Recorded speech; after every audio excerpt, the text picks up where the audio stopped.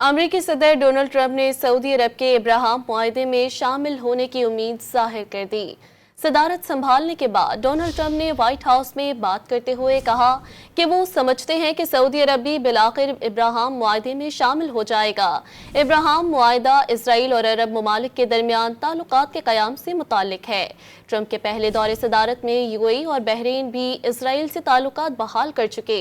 दूसरी जानिब Donald Trump ने गजा जंगबंदी मुआहदे पर शकूक व शुबहात का इजहार कर दिया।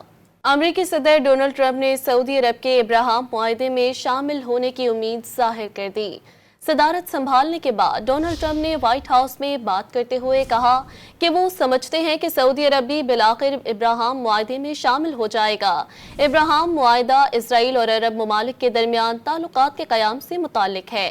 ट्रंप के पहले दौरे सदारत में यूएई और बहरीन भी इसराइल से ताल्लुकात बहाल कर चुके। दूसरी जानिब डोनाल्ड ट्रंप ने गजा जंगबंदी मुआहदे पर शकूक व शुबहात का इजहार कर दिया।